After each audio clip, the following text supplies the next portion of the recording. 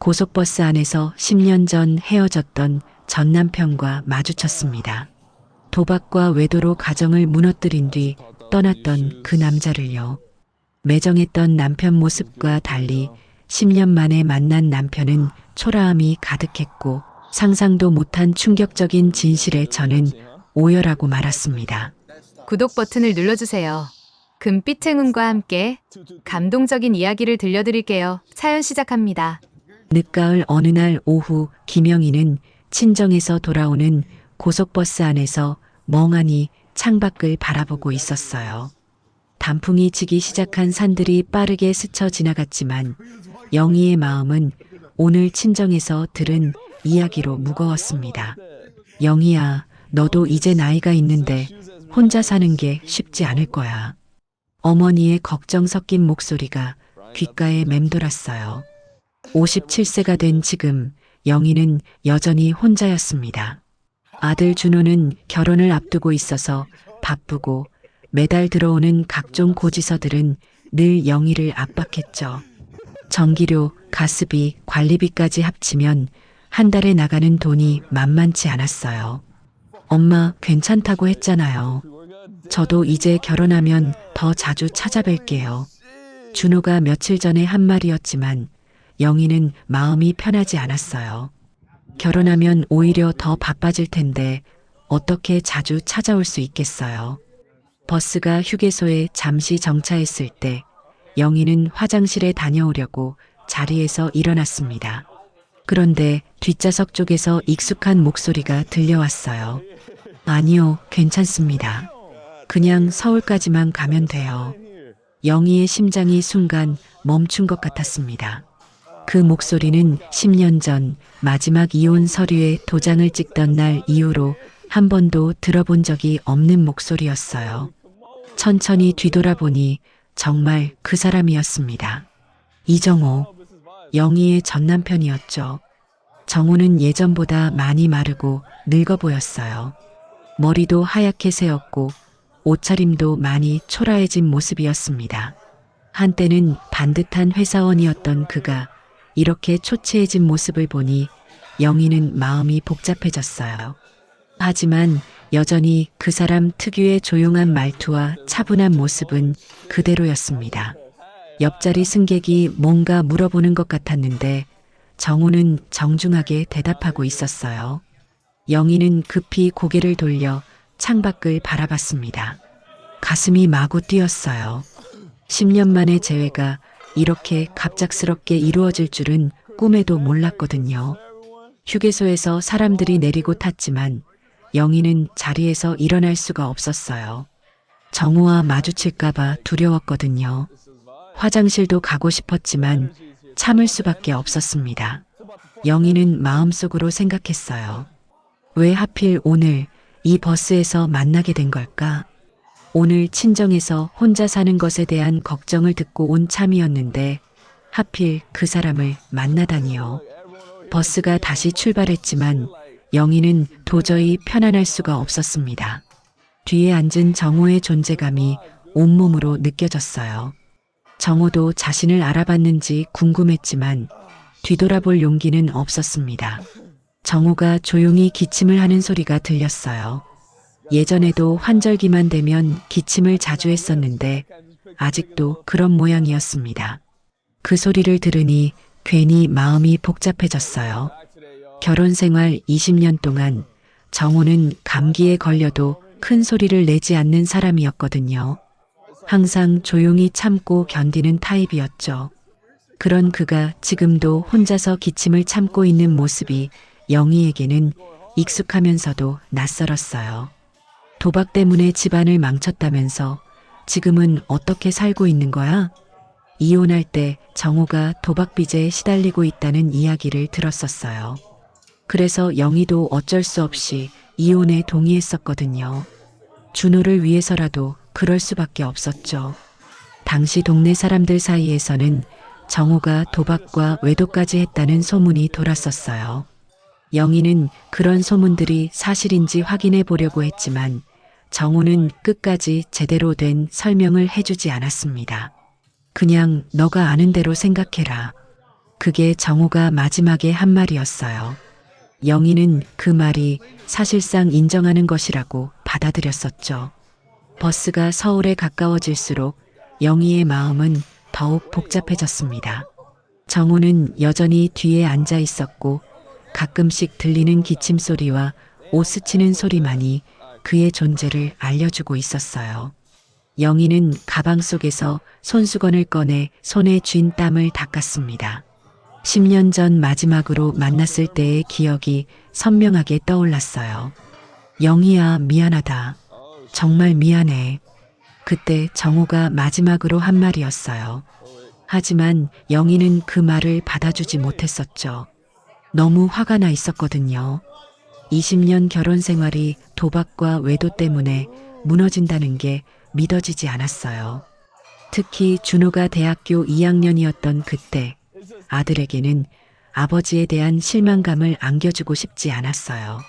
하지만 결국 모든 게 드러났고 준호는 아버지에 대해 크게 실망했었죠. 아버지는 정말 그런 사람이었어요? 준호가 이혼 소송이 진행되던 중에 물어봤던 말이 아직도 기억났어요. 영희는 그때 뭐라고 대답해야 할지 몰라서 그냥 고개만 끄덕였었죠. 창밖으로 서울 외곽의 아파트 단지들이 보이기 시작했어요. 이제 정말 얼마 남지 않았습니다. 버스가 터미널에 도착하면 정우와 마주칠 수도 있겠다는 생각이 들었어요. 영희는 미리 자리에서 일어날 준비를 했습니다. 가방을 단단히 메고 터미널에 도착하자마자 재빨리 내릴 생각이었어요.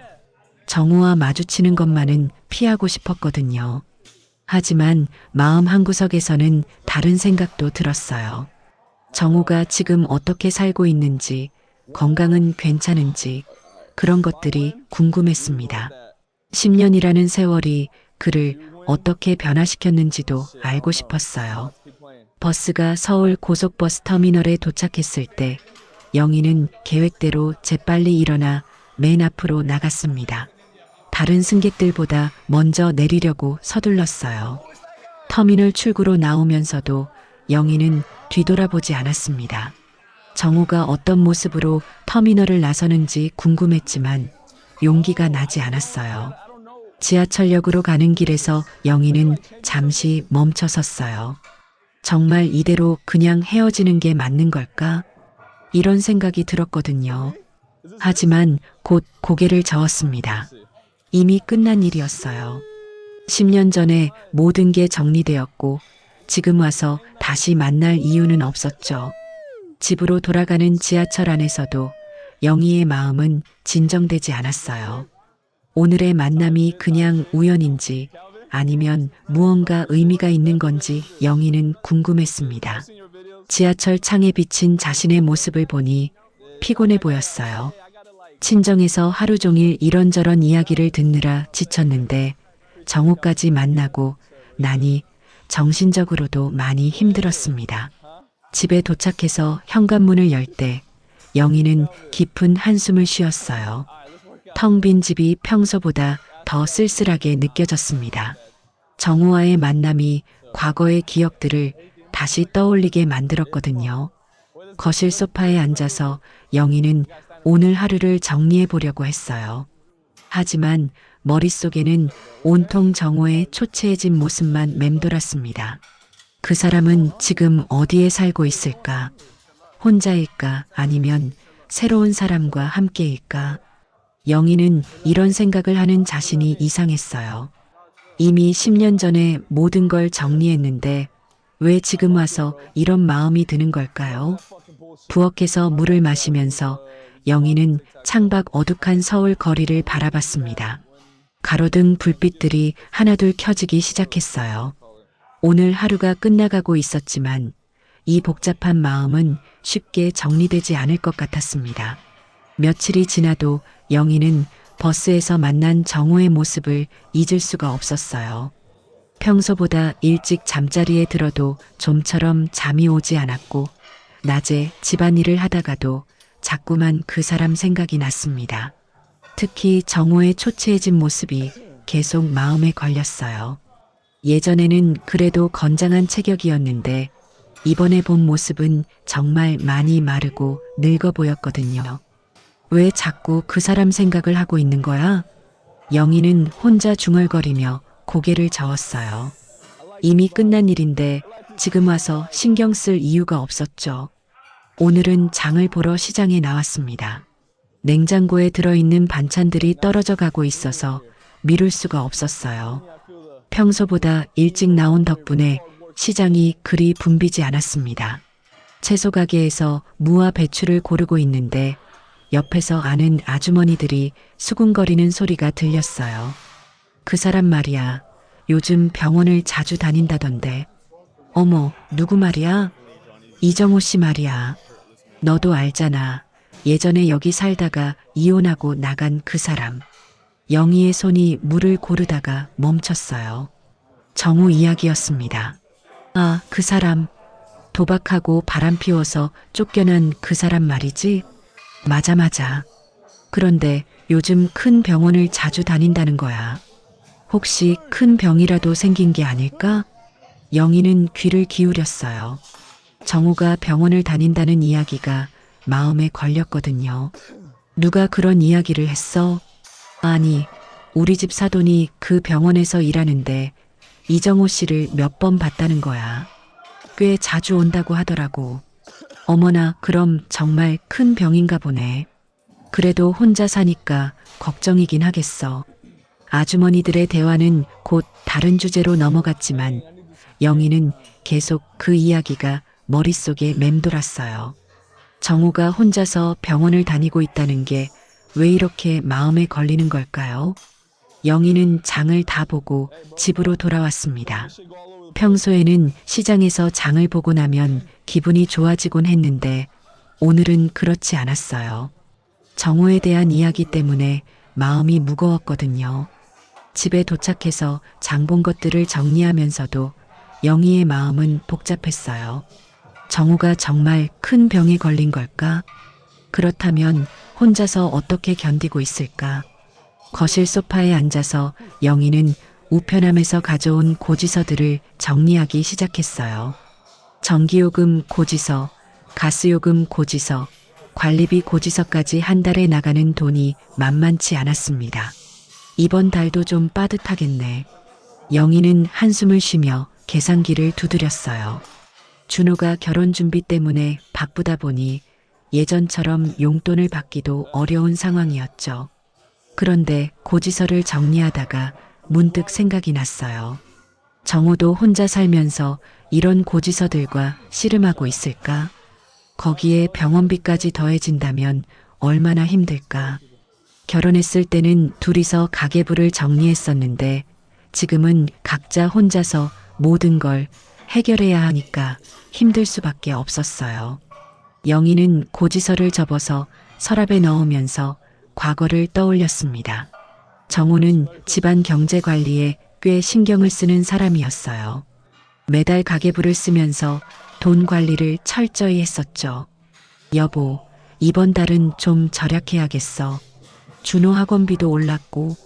알았어요. 제가 용돈도 좀 줄일게요. 그런 대화를 나누던 때가 있었는데 언제부터 그런 대화가 사라졌을까요? 도박 문제가 불거지기 시작하면서부터였던 것 같아요. 영희는 부엌으로 가서 저녁 준비를 시작했어요. 오늘은 간단하게 김치찌개를 끓이기로 했습니다. 혼자 먹는 밥이라 대충 해결하는 경우가 많았거든요. 김치찌개를 끓이면서 영희는 또 과거를 생각했어요. 정우는 김치찌개를 참 좋아했었는데 특히 영희가 끓인 김치찌개를 제일 맛있어 했었죠. 여보, 김치찌개 정말 맛있어요. 어떻게 이렇게 맛있게 끓이는 거야? 그냥 엄마한테 배운 대로 하는 건데 뭐. 아니에요. 우리 엄마가 끓인 것보다 훨씬 맛있어요. 그런 말을 들으면 영희도 기분이 좋았었어요. 남편이 자신의 요리를 좋아한다는 게 그렇게 뿌듯할 수가 없었거든요.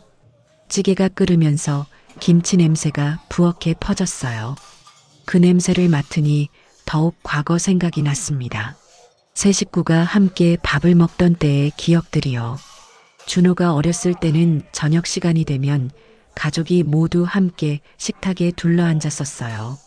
정우는 회사 일이 아무리 바빠도 저녁만큼은 집에서 먹으려고 노력했었죠. 아빠, 오늘 학교에서 이런 일이 있었어요. 그래, 우리 준호가 뭔 재미있는 일이 있었나? 정우는 준호의 이야기를 들어주는 것을 좋아했어요. 아무리 사소한 일이라도 관심을 갖고 들어줬었죠.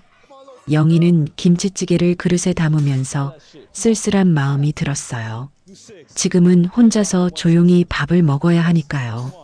식탁에 앉아서 밥을 먹으면서도 영희의 마음은 무거웠어요. 정우가 정말 아픈 건지, 혼자서 얼마나 힘들어하고 있는지 자꾸만 궁금해졌거든요. 왜 이렇게 신경이 쓰이는 거야? 영희는 스스로에게 물어봤어요. 분명히 이혼한 지 10년이나 됐는데 왜 아직도 그 사람이 신경 쓰이는 걸까요? 밥을 다 먹고 설거지를 하면서 영희는 결심했어요. 내일은 그 병원 근처에 가서 직접 확인해 보기로 했습니다. 정말로 정우가 그 병원을 다니는지 얼마나 심각한 상태인지 알아보고 싶었거든요. 그냥 궁금한 거야. 다른 의미는 없어. 영희는 자신에게 그렇게 말했지만 마음 한구석에서는 다른 감정들이 꿈틀거리고 있었어요. 미안함인지 걱정인지 아니면 그리움인지 정확히 알 수는 없었지만요. 설거지를 마치고 거실로 나와서 영희는 TV를 켰어요. 평상시처럼 저녁 드라마를 보려고 했지만 집중이 잘 되지 않았습니다. 화면 속 등장인물들의 이야기보다는 정우에 대한 생각이 더 많이 났거든요. 드라마 속에서는 중년 부부가 서로 다투는 장면이 나왔어요. 남편이 아내 몰래 뭔가를 숨기고 있다는 내용이었습니다. 영희는 그 장면을 보면서 문득 생각했어요. 정우도 이혼하기 전에 뭔가를 숨기고 있었던 건 아닐까? 도박 문제만이 아니라 다른 일들도 있었던 건 아닐까? 당시에는 너무 화가 나서 정우의 말을 제대로 들어보려 하지 않았었어요. 그냥 소문으로 들은 이야기들이 사실이라고 생각하고 이혼을 결정했었죠. 그때 좀 더 차근차근 이야기를 들어봤어야 했나? 영희는 이런 생각을 하는 자신이 이상했어요. 이미 10년이나 지난 일인데 지금 와서 후회한들 무슨 소용이 있겠어요. 하지만 며칠 전 버스에서 본 정우의 모습이 자꾸만 머릿속에 떠올랐어요. 그렇게 초췌하고 힘들어 보이는 모습을 보니 뭔가 잘못된 건 아닌지 의문이 들었거든요. 영희는 TV를 끄고 잠자리에 들었어요. 하지만 잠이 쉽게 오지 않았습니다. 내일 병원에 가서 정우를 만나게 된다면 뭐라고 말해야 할지 그런 생각들이 머릿속을 복잡하게 만들었거든요. 한 주가 넘도록 영희는 정우에 대한 생각을 떨쳐낼 수가 없었어요. 시장에서 들은 병원 이야기가 계속 마음에 걸렸거든요. 결국 영희는 그 병원에 직접 가보기로 마음먹었습니다.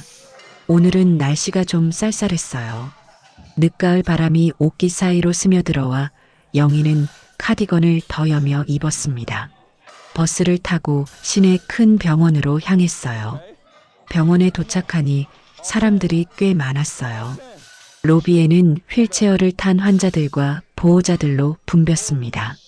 영희는 어디서부터 시작해야 할지 막막했어요. 일단 1층 안내데스크 근처에서 기다려보기로 했습니다. 혹시 정우가 나타나지 않을까 하는 마음이었어요. 하지만 1시간을 기다려도 정우의 모습은 보이지 않았습니다. 영희는 병원 주변을 천천히 걸어보기로 했어요. 병원 정문 앞 벤치에 앉아서 사람들이 드나드는 모습을 지켜봤습니다. 그런데 정말 운이 좋았는지 오후 2시쯤 되어서 정우가 병원에서 나오는 모습을 봤어요. 영희는 깜짝 놀라 벤치에서 일어났습니다. 정우는 며칠 전 버스에서 본 것보다도 더 힘들어 보였어요.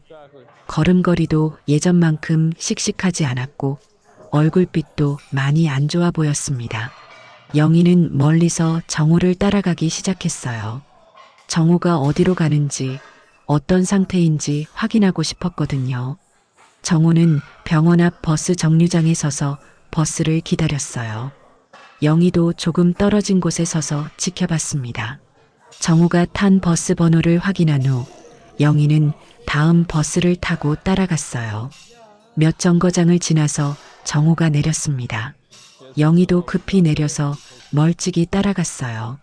정우는 오래된 연립주택 단지로 들어갔습니다. 여기에 살고 있구나. 영희는 정우가 들어간 건물을 확인했어요. 그리 좋아 보이지 않는 낡은 연립주택이었습니다. 예전에 살던 아파트에 비하면 많이 초라한 곳이었죠. 영희는 더 이상 따라가지 않고 근처 카페에 들어갔어요. 정우를 직접 만날 용기는 아직 없었거든요. 커피를 시키고 창가 자리에 앉아서 생각에 잠겼습니다. 정말 많이 힘들게 살고 있는구나. 정우의 주거 환경을 보니 경제적으로 여유롭지 않다는 게 분명했어요. 병원비까지 부담해야 한다면 정말 힘들 것 같았습니다. 영희는 커피를 마시면서 다시 병원으로 돌아갔어요. 정우가 어떤 치료를 받고 있는지 알아보고 싶었거든요. 병원 1층 접수대 근처에서 기회를 보고 있는데 마침 간호사가 전화를 받는 소리가 들렸어요. 네, 이정우 환자분 말씀이시죠? 치료비 미납건으로 연락드렸는데요. 영희는 귀를 기울였어요. 정우의 치료비가 밀려있다는 이야기였습니다. 네, 환자분께서 가족에게는 연락하지 말아달라고 하셨는데 이미 2달째 밀려 있어서요. 간호사의 목소리가 좀 더 크게 들렸어요. 영희는 충격을 받았습니다. 정우가 치료비를 제대로 내지 못하고 있다는 것이었어요. 알겠습니다. 환자분께 다시 한번 말씀드리겠습니다. 간호사가 전화를 끊었어요. 영희는 그 자리를 벗어나 복도 한쪽에 서 있었습니다. 마음이 무거웠어요. 정우가 가족에게 연락하지 말아달라고 했다는 것은 준호에게도 자신의 병을 알리고 싶지 않다는 뜻이었어요. 혼자서 모든 걸 감당하려고 하고 있는 거였죠. 영희는 병원을 나와서 집으로 돌아가는 길에 많은 생각을 했어요. 정우가 왜 가족에게 연락하지 말라고 했을까? 준호에게 부담을 주기 싫어서일까? 집에 도착해서 영희는 소파에 앉아 오늘 있었던 일을 정리해 봤어요. 정우의 초라한 주거 환경, 병원비 미납 상황, 가족에게 연락하지 말라는 요청까지. 10년 전 이혼할 때 정말 도박 때문이었을까? 영희는 문득 의문이 들었어요. 만약 정우가 정말 도박으로 돈을 탕진했다면 지금처럼 치료비를 못 낼 정도로 어려워질까요? 오히려 조용히 혼자서 모든 걸 감당하려는 사람 같았습니다. 영희는 과거를 다시 떠올려 봤어요. 이혼하기 전 마지막 몇 달 동안 정우의 모습을 말이에요. 그때도 정우는 별로 말이 없었어요. 무슨 일이 있었는지 제대로 설명하지도 않았고 그냥 조용히 받아들이기만 했었죠. 여보, 도대체 무슨 일이에요? 사람들이 하는 말이 정말이에요? 그냥 너가 아는 대로 생각해. 그게 정우의 대답이었어요. 영희는 그때 그 말이 인정하는 뜻이라고 받아들였었습니다. 하지만 지금 생각해보니 이상했어요. 정말 자신이 잘못했다면 변명이라도 하려고 할 텐데 정우는 그런 모습을 전혀 보이지 않았었거든요. 영희는 부엌으로 가서 저녁 준비를 시작했어요. 오늘은 간단하게 라면을 끓이기로 했습니다. 정우를 따라다니느라 많이 피곤했거든요. 라면을 끓이면서도 영희는 계속 생각했어요. 정우가 지금 앓고 있는 병이 무엇인지, 얼마나 심각한 상태인지 궁금했습니다. 내가 왜 이렇게 신경을 쓰고 있는 거지? 영희는 자신의 마음을 이해할 수가 없었어요. 분명히 이혼한 사이인데 왜 이렇게 걱정이 되는 걸까요? 라면을 다 끓이고 식탁에 앉아서 먹으면서도 영희의 마음은 복잡했어요. 정우가 혼자서 라면 같은 간단한 식사로 때우고 있을 생각을 하니 마음이 아팠습니다. 결혼했을 때는 정우가 라면을 별로 좋아하지 않았어요. 꼭 밥에 반찬을 해서 먹어야 한다고 했었죠. 그런 정호가 지금은 어떤 식사를 하고 있을까요? 영희는 라면을 다 먹고 설거지를 하면서 결심했어요. 내일은 준호에게 연락해서 아버지에 대해 물어보기로 했습니다. 준호가 정호에 대해 어떻게 생각하고 있는지, 혹시 연락을 주고받고 있는지 확인하고 싶었거든요. 하지만 동시에 걱정도 됐어요. 준호가 아버지에 대해 어떤 반응을 보일지 예상하기 어려웠거든요. 이혼 당시 준호는 아버지에 대해 크게 실망했었으니까요. 영희는 거실로 나와서 TV를 켰어요. 뉴스에서는 경제가 어렵다는 이야기가 나오고 있었습니다. 중년층의 일자리 문제, 의료비 부담 증가 같은 내용들이었어요. 그 뉴스를 보니 정호의 상황이 더욱 안타깝게 느껴졌어요. 혼자서 병원비도 제대로 내지 못하면서 치료받고 있을 생각을 하니 마음이 무거웠습니다. 그래도 예전 남편인데 이렇게 방치해도 되는 걸까? 영희는 이런 생각을 하는 자신이 이상했어요. 이미 이혼한 사이인데 굳이 신경 쓸 필요가 있을까요? 하지만 마음 한구석에서는 뭔가 잘못됐다는 느낌이 계속 들었어요. 정호의 현재 모습과 10년 전 이혼 당시의 상황이 잘 연결되지 않았거든요. 영희는 TV를 끄고 잠자리에 들었어요. 내일 준호와 이야기를 나눈 후에 어떻게 할지 결정하기로 했습니다. 지금은 너무 복잡해서 혼자서는 판단하기 어려웠거든요. 잠자리에 누워서도 영희는 오늘 본 정호의 모습을 떠올렸어요. 병원에서 나오는 힘없는 걸음걸이, 초라한 연립주택, 치료비 미납 상황까지. 정말 도박 때문에 이혼한 게 맞을까? 영희는 점점 의문이 커져갔어요. 뭔가 다른 이유가 있었던 건 아닐까 하는 생각이 들었거든요. 두어 주간이 지나면서 영희는 정호에 대한 관심이 점점 커져갔어요. 준호에게 연락해서 아버지 이야기를 꺼내볼까 하다가도 괜히 옛일을 들춰내는 것 같아서 망설여졌습니다.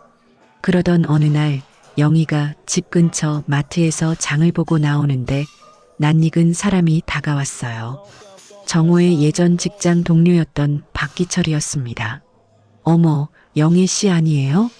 박기철은 영희를 알아보고 반갑게 인사했어요. 하지만 영희는 그를 보니 마음이 좋지 않았습니다. 이혼 당시 정호에 대한 안 좋은 소문을 퍼뜨린 사람 중 하나였거든요. 아, 기철 씨. 영희는 어색하게 인사를 받았어요. 마트 앞이라 피할 수도 없는 상황이었죠. 요즘 어떻게 지내세요? 혼자 사시느라 힘들지 않아요? 박기철의 말투는 친근해 보였지만 영희는 뭔가 어색함을 느꼈어요. 이런 식으로 안부를 묻는 사람이 아니었거든요. 그럭저럭 지내고 있어요. 영희는 간단하게 대답했어요.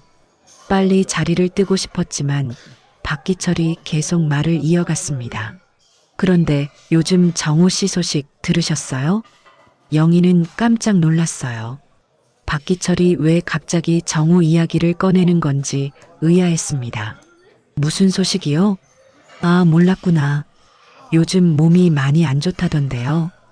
병원을 자주 다닌다고 하더라고요. 박기철은 마치 새로운 소식을 전해주는 것처럼 말했지만 영희는 이미 알고 있는 내용이었어요. 그래요? 영희는 모르는 척했어요. 박기철에게 자신이 정호를 따라다녔다는 걸 알려주고 싶지 않았거든요. 네, 그런데 영희 씨한테 한 가지 조언을 해주고 싶어서요. 박기철의 표정이 진지해졌어요.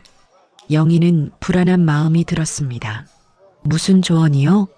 혹시 정호 씨가 영희 씨한테 연락하거나 도움을 요청하더라도 너무 신경 쓰지 마세요. 영희는 박기철의 말이 이상했어요. 정호가 자신에게 연락한 적도 없는데 왜 이런 말을 하는 걸까요? 무슨 말씀이세요? 아, 그게 정호 씨가 요즘 경제적으로 많이 어려워서 이혼한 부인한테까지 손을 벌릴 수도 있다는 이야기가 있거든요. 박기철의 말에 영희는 화가 났어요. 정호가 그런 사람이 아니라는 걸 알고 있었거든요. 정호 씨가 그런 사람이 아니에요. 영희는 자신도 모르게 정호를 감쌌어요. 박기철은 그런 영희의 반응을 보고 조금 당황하는 것 같았습니다. 아, 그렇긴 하지만 사람이 궁하면 어떻게 될지 모르잖아요. 기철 씨, 왜 갑자기 이런 말씀을 하시는 거예요? 영희는 직접적으로 물어봤어요. 박기철의 행동이 너무 이상했거든요. 그냥 영희 씨가 괜한 고생하실까 봐서요. 이미 끝난 일인데 다시 얽히면 곤란하잖아요. 박기철은 어색하게 웃으며 대답했어요. 하지만 영희는 그의 말이 진심이 아니라는 걸 느꼈습니다. 저는 정호 씨와 아무 상관없어요. 걱정해 주셔서 고맙지만요. 영희는 냉정하게 말했어요. 박기철과 더 이상 이야기하고 싶지 않았거든요. 아, 네. 그럼 저는 이만 가볼게요. 건강하세요. 박기철은 아쉬운 듯 인사하고 떠났어요. 영희는 그의 뒷모습을 보면서 이상한 느낌을 받았습니다. 집으로 돌아가는 길에 영희는 박기철과의 대화를 곱씹어 봤어요. 왜 갑자기 나타나서 정호에 대한 이야기를 하면서 경고하는 듯한 말을 했을까요? 특히 이미 끝난 일이라는 표현이 계속 머릿속에 맴돌았어요. 마치 영희가 정호에게 관심을 갖는 것을 막으려는 것 같았거든요. 집에 도착해서 영희는 장본 것들을 정리하면서 생각했어요. 박기철이 10년 전 이혼 당시에도 정호에 대한 안 좋은 소문을 적극적으로 퍼뜨렸었던 기억이 났습니다. 왜 그 사람이 그렇게 정호를 싫어했을까? 영희는 당시에는 별로 신경 쓰지 않았지만 지금 생각해보니 이상했어요. 같은 직장 동료였는데 왜 그렇게 정호를 헐뜯으려고 했을까요? 영희는 과거를 더 자세히 떠올려 봤어요. 박기철은 정호와 같은 부서에서 일했었는데 승진해서 정호에게 밀렸었던 기억이 났습니다. 당시 정호는 성실하고 능력 있는 직원으로 인정받고 있었어요. 반면 박기철은 일 처리가 좀 대충대충인 편이었죠. 혹시 그때부터 정호를 시기했던 건 아닐까? 영희는 이런 생각이 들면서 점점 의심이 커져갔어요. 박기철이 정호에 대한 소문을 의도적으로 퍼뜨렸을 가능성이 있다는 생각이 들었거든요. 오후에 영희는 예전 이웃이었던 김 아주머니에게 전화를 걸어봤어요. 혹시 당시 상황에 대해 더 자세한 이야기를 들을 수 있을 것 같았거든요. 여보세요, 김 아주머니? 어머, 영희야. 오랜만이다. 어떻게 지내니? 김 아주머니는 반가워했어요. 영희와는 이사간 후에도 가끔 연락하는 사이였거든요. 잘 지내고 있어요. 아주머니도 건강하시죠? 그럭저럭 지내고 있어. 그런데 갑자기 웬일이야? 무슨 일 있어? 그게 아주머니 10년 전 저희가 이혼할 때 일 기억하세요? 김 아주머니는 잠시 조용했어요. 민감한 주제라는 걸 알고 있었거든요. 왜? 갑자기 그 얘기는? 그때 정호에 대한 소문들이 많았잖아요. 혹시 그 소문들이 어디서 나온 건지 아세요? 그게 말이야. 나도 정확히는 모르겠어. 그런데 박기철이라는 사람이 그런 이야기를 많이 했던 것 같아. 영희의 예상이 맞았어요. 박기철이 소문의 출처였던 것 같았습니다. 박기철이요? 정호 직장 동료였던? 맞아. 그 사람이 동네에서 정호 욕을 많이 했어. 도박한다. 바람핀다. 그런 이야기들 말이야. 김 아주머니의 말을 들으니 영희는 더욱 확신이 섰어요. 박기철이 의도적으로 정호에 대한 거짓 소문을 퍼뜨렸을 가능성이 높았습니다. 그런데 정호는 그런 소문에 대해 뭐라고 하던가요? 그게 이상했어. 정호는 아무 말도 안 했거든. 그냥 조용히 있더라고. 보통 억울하면 해명이라도 하잖아. 영희는 김 아주머니의 말을 들으며 생각했어요. 정호가 왜 해명하지 않았을까? 정말 사실이어서 할 말이 없었던 걸까? 아니면 다른 이유가 있었던 걸까? 아주머니, 그 당시에 정호가 정말 이상한 행동을 했나요? 직접 보신 게 있으세요? 글쎄, 나는 별로 못 봤어. 그냥 평소와 똑같이 조용히 지내더라고. 오히려 더 조용해진 것 같았지. 김아주머니의 증언은 영희의 의심을 더욱 확고하게 만들었어요. 정우가 정말 문제가 있었다면 뭔가 이상한 행동을 보였을 텐데 그런 게 없었다는 거였죠. 고마워요, 아주머니. 괜히 옛날 일로 귀찮게 해드렸네요. 아니야, 괜찮아. 그런데 영희야, 왜 갑자기 그런 일이 궁금해진 거야? 그냥 문득 생각이 나서요. 영희는 자세한 이야기는 하지 않았어요. 아직 확실하지 않은 상황에서 괜한 소문을 만들고 싶지 않았거든요. 전화를 끊고 나서 영희는 확신이 들었어요. 10년 전 이혼의 진짜 이유가 따로 있을 것 같다는 생각이 들었습니다. 박기철이 오늘 갑자기 나타나서 경고하듯 말한 것도 영희가 진실을 알게 될까봐 두려워하는 것 같았어요. 영희는 이제 정말로 정우를 직접 만나서 이야기를 들어야겠다고 생각했어요. 더 이상 다른 사람들의 말만 듣고 판단할 수는 없었거든요. 한 달여 고민 끝에 영희는 정우를 직접 만나기로 마음먹었어요. 박기철의 경고와 김아주머니의 증언을 종합해보니 10년 전 이혼에 숨겨진 진실이 있을 것 같았거든요. 오늘은 비가 오는 날이었어요. 가을비가 창문을 두드리는 소리를 들으며 영희는 우산을 챙겼습니다. 정우가 병원에 갔다가 돌아오는 길에 만날 생각이었어요. 오후 2시쯤 영희는 정우가 사는 연립주택 근처 버스 정류장에 도착했어요. 며칠 전 확인해둔 정우의 동선을 따라 기다리기로 했습니다.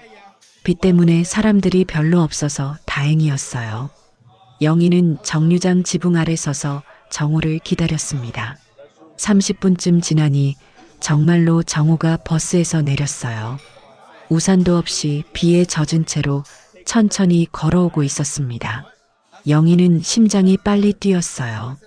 10년 만에 정우와 직접 대화를 나누게 될 순간이었거든요. 정우 씨, 영희가 조심스럽게 불렀어요. 정우는 깜짝 놀라며 영희를 바라봤습니다. 영희, 정우의 목소리는 떨리고 있었어요. 영희를 알아보는 순간 당황하는 기색이 역력했습니다. 비 맞고 있네요. 잠깐 이야기 좀 할 수 있을까요? 영희는 자신의 우산을 정우 쪽으로 기울였어요. 정우는 잠시 망설이다가 고개를 끄덕였습니다. 그래요. 둘은 정류장 지붕 아래로 들어갔어요. 10년 만의 재회였지만 어색함이 공기를 가득 채웠습니다. 영희는 정우의 모습을 자세히 봤어요. 얼굴이 많이 야위었고 옷도 예전보다 초라해 보였습니다. 특히 기침을 자주 하는 모습이 걱정스러웠어요. 몸이 많이 안 좋아 보이네요. 영희가 먼저 말을 꺼냈어요. 정우는 쓴웃음을 지었습니다. 그럭저럭 지내고 있어요. 정우의 대답은 여전히 조용했어요. 예전과 똑같은 말투였습니다. 영희는 용기를 내서 본격적인 이야기를 시작했어요. 정우 씨, 정말 궁금한 게 있어서 왔어요. 우리 이혼한 게 정말 도박 때문이었나요? 정우의 표정이 굳어졌어요. 영희의 직접적인 질문에 당황하는 것 같았습니다. 왜 갑자기 그런 걸 물어보죠? 박기철을 만났거든요. 그 사람이 이상한 말을 해서요. 정우는 박기철 이름을 듣자 눈빛이 변했어요. 뭔가 복잡한 감정이 스쳐 지나가는 것 같았습니다. 박기철이 뭐라고 했나요? 정우 씨가 저한테 연락할 수도 있으니까 신경 쓰지 말라고 하더라고요. 이미 끝난 일이라면서요. 영희는 박기철과의 대화를 그대로 전했어요. 정우는 듣고 있다가 한숨을 쉬었습니다. 그 사람이 또 그런 소리를 하는군요. 정우의 말투에서 피로감이 느껴졌어요. 마치 오랫동안 무언가를 참고 견뎌온 사람 같았습니다. 정우 씨, 정말 제대로 된 대답을 해주세요. 도대체 10년 전에 무슨 일이 있었던 거예요? 영희는 좀 더 강하게 물어봤어요. 더 이상 애매한 대답으로 넘어갈 수 없었거든요. 정우는 잠시 하늘을 바라봤어요. 비가 계속 내리고 있었습니다.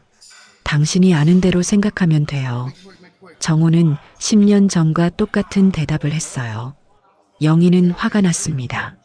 또 그런 식으로 말하는 거예요? 도대체 왜 제대로 설명을 안 해주는 거예요? 영희의 목소리가 높아졌어요. 10년 동안 쌓인 답답함이 터져 나오는 것 같았습니다. 설명해봤자 소용없어요. 정호는 여전히 조용했어요. 하지만 목소리에는 깊은 체념이 담겨 있었습니다. 왜 소용없어요? 저는 진실이 알고 싶다고요. 진실을 안다고 해서 달라질 게 있나요? 이미 다 끝난 일인데. 정호의 말에 영희는 더욱 답답했어요. 왜 이렇게 포기한 듯한 태도를 보이는 걸까요? 달라지죠. 만약 정호 씨가 억울하게 누명을 쓴 거라면 저는 미안해해야죠. 영희의 말에 정호는 처음으로 놀란 표정을 지었어요.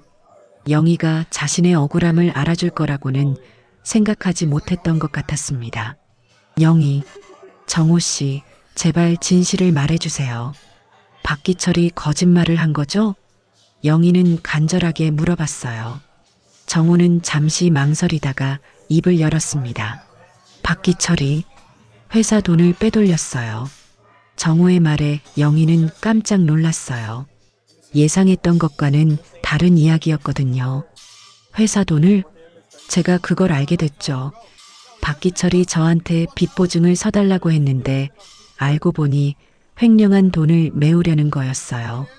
정호는 천천히 이야기를 시작했어요. 영희는 숨을 죽이고 들었습니다. 저는 당연히 거절했죠. 그런데 박기철이 제가 거절하면 저를 도박꾼으로 만들어버리겠다고 협박했어요. 영희는 점점 이해가 되기 시작했어요. 박기철이 정호를 협박한 거였군요. 그래서 정호 씨가 그런 누명을 쓴 거예요? 박기철이 동네 사람들한테 제가 도박한다고 소문을 퍼뜨렸어요. 외도까지 했다고 하면서요. 정호의 목소리에는 오랫동안 참아온 억울함이 담겨 있었어요. 그럼 왜 해명을 안 했어요? 왜 저한테도 진실을 말하지 않았어요? 영희는 가장 궁금했던 부분을 물어봤어요. 정호는 깊은 한숨을 쉬었습니다. 박기철이 준호까지 건드리겠다고 했거든요. 정호의 설명을 들으니 영희는 가슴이 아팠어요. 정호가 아들을 보호하기 위해서 모든 걸 감수했던 거였군요. 그래서 그냥 받아들인 거예요? 당신이 나를 믿어주길 바랬지만 증거도 없고 박기철의 협박도 있고 그냥 포기했어요. 정호는 고개를 숙이며 말했어요. 영희는 눈물이 날 것 같았습니다. 비가 점점 더 세게 내렸어요. 정류장 밖으로 빗물이 튀어들어왔습니다. 정호 씨, 정말 미안해요. 저는 왜 그때 정호 씨를 믿어주지 못했을까요? 영희는 진심으로 사과했어요. 10년 동안 정호를 오해하고 있었다는 게 너무 미안했거든요. 괜찮아요. 어쩔 수 없었던 일이죠. 정호는 담담하게 말했지만 영희는 그의 마음이 얼마나 아팠을지 짐작할 수 있었어요. 지금이라도 늦지 않았어요. 준호한테 진실을 말해야죠. 영희는 적극적으로 말했어요. 하지만 정호는 고개를 저었습니다. 이미 10년이나 지났는데 지금 와서 무슨 소용이 있겠어요. 소용이 있어요. 준호도 아버지를 오해하고 있는데 이건 바로 잡아야죠. 영희는 간절하게 말했지만 정호는 여전히 소극적이었어요. 준호는 이제 결혼도 하고 새로운 인생을 시작하는데 괜히 옛 일로 힘들게 하고 싶지 않아요. 정호의 말에 영희는 답답했어요. 왜 이렇게 자신만 희생하려고 하는 걸까요? 비바람이 더 거세졌어요. 정호가 또 기침을 했습니다. 정호 씨, 몸이 많이 안 좋은 것 같은데 병원에서 뭐라고 하던가요? 영희는 걱정스럽게 물어봤어요. 정호는 잠시 망설이다가 대답했습니다. 폐에 문제가 있다고 해요. 치료받고 있긴 한데. 정호의 말꼬리가 흐려졌어요. 영희는 불안한 마음이 들었습니다. 치료비는 괜찮아요? 영희의 질문에 정호는 쓴웃음을 지었어요. 그게 좀 부담스럽긴 하죠. 정우는 솔직하게 인정했어요. 영희는 며칠 전 병원에서 들은 치료비 미납 이야기가 떠올랐습니다. 혹시 치료비가 밀려 있는 거예요? 정우는 영희의 날카로운 질문에 당황했어요. 어떻게? 제가 우연히 들었어요. 병원에서 가족한테 연락하지 말라고 하셨다면서요? 영희는 정우가 혼자 모든 걸 감당하려 한다는 걸 알고 있었어요. 준호한테 부담 주기 싫어서요. 정우 씨, 그럼 안 되죠.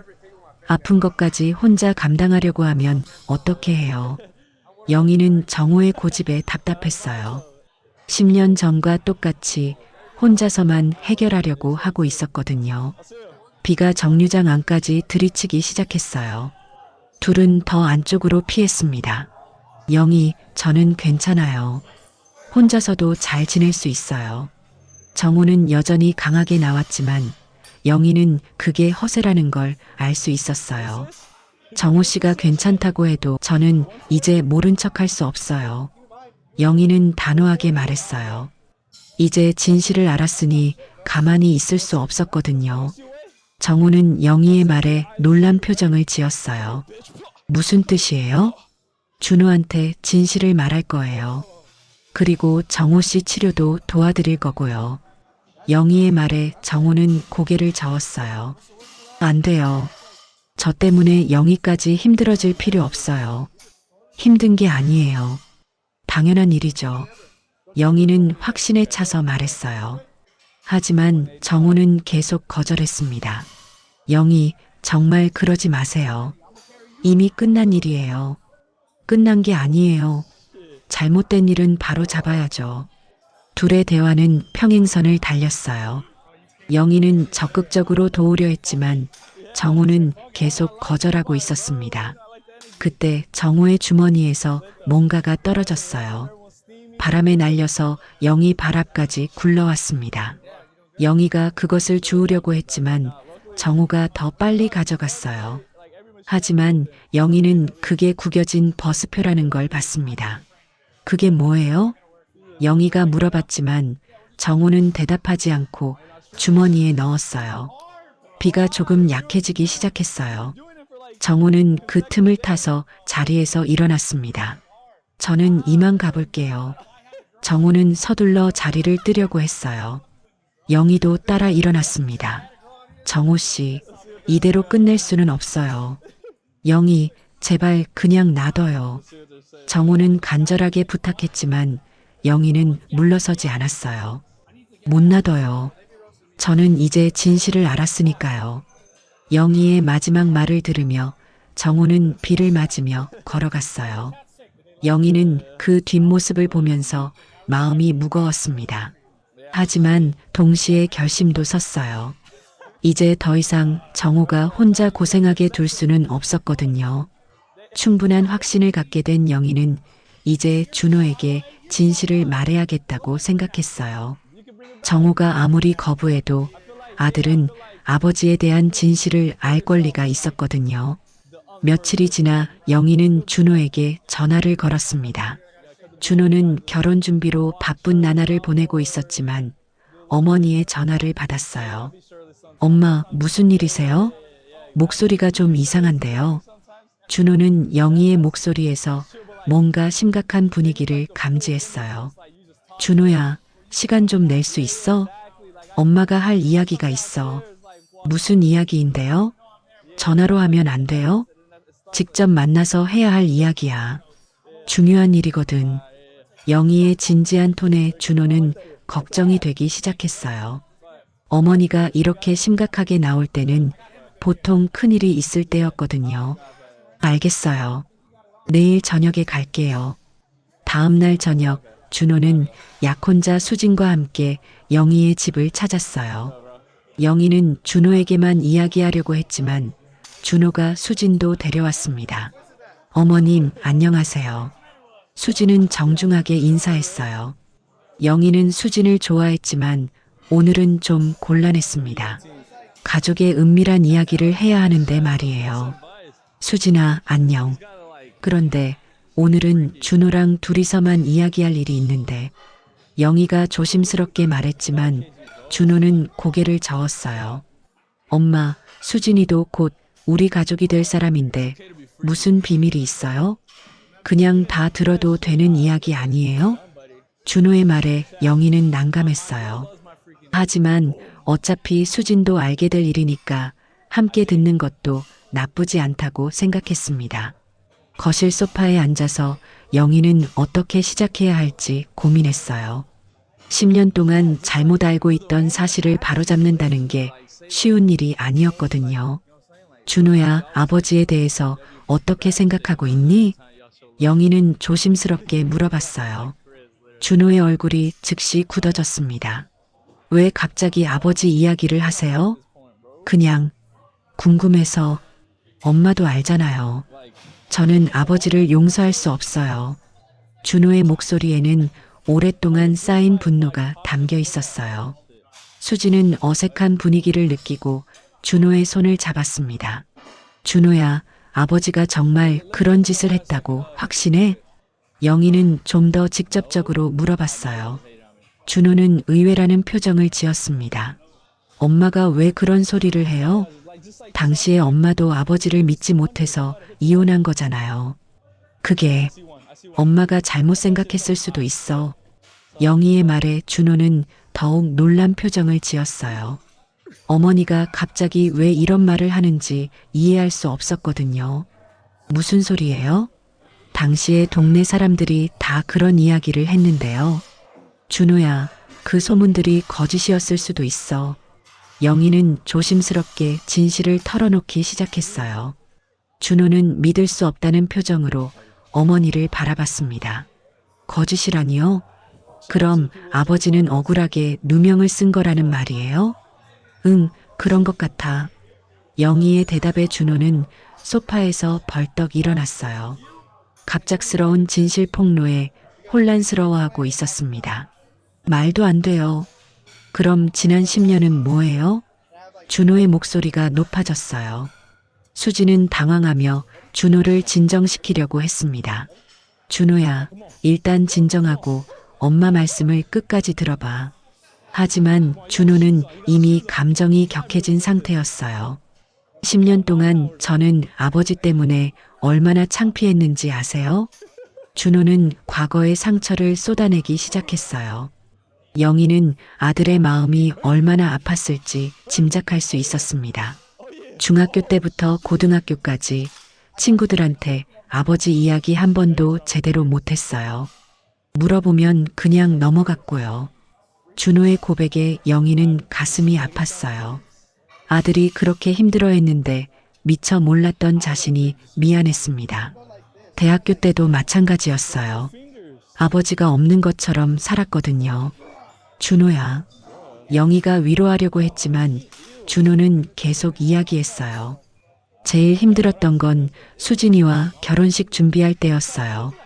준호는 수진을 바라보며 말했어요. 수진도 그때의 기억이 떠올랐는지 고개를 끄덕였습니다. 결혼식에서 신랑 아버지가 축사를 하잖아요.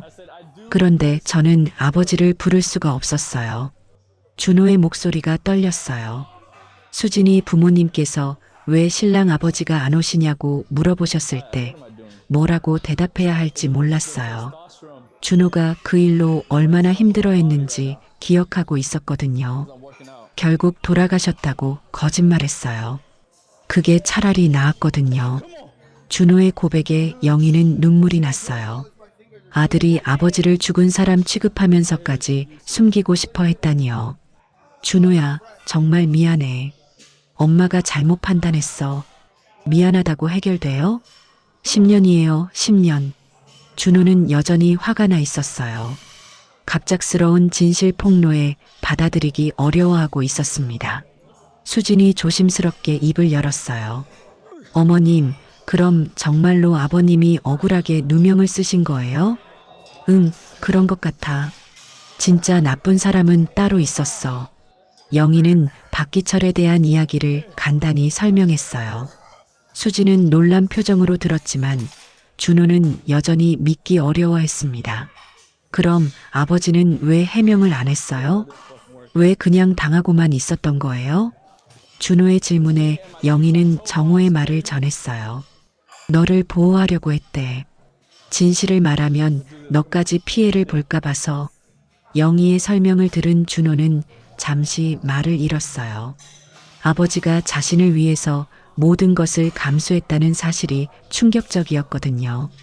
그런데 아버지는 지금 어떻게 지내고 계세요? 수진이 궁금해서 물어봤어요. 영희는 정호의 현재 상황을 설명하기 시작했습니다. 몸이 많이 안 좋아. 폐에 문제가 있다고 하더라고. 아버지가 아프세요? 준호는 처음 듣는 이야기에 놀랐어요. 응, 혼자서 병원 다니면서 치료받고 있어. 그런데 치료비도 제대로 못 내고 있는 것 같더라고. 영희의 말에 준호는 복잡한 표정을 지었어요.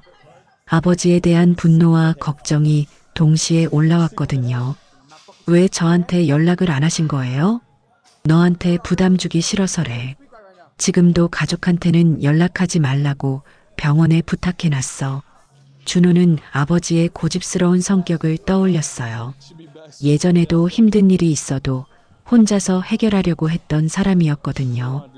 그럼 지금 아버지는 혼자서 모든 걸 감당하고 계시는 거네요. 수진의 말에 모든 사람이 무거운 침묵에 빠졌어요. 준호는 소파에 다시 앉으며 머리를 감싸쥐었어요. 10년 동안 아버지를 오해하고 원망했는데 사실은 자신을 위해서 희생한 거였다니요. 저는 어떻게 해야 하죠? 준호는 어머니와 약혼자를 번갈아 보며 물어봤어요. 갑작스러운 상황에 어떻게 반응해야 할지 몰랐거든요. 일단 아버지를 만나보는 게 어떨까? 영희가 제안했지만 준호는 고개를 저었어요. 아직은 마음의 준비가 안 됐어요. 너무 갑작스러워서. 수진이 준호의 어깨를 다독이며 말했어요.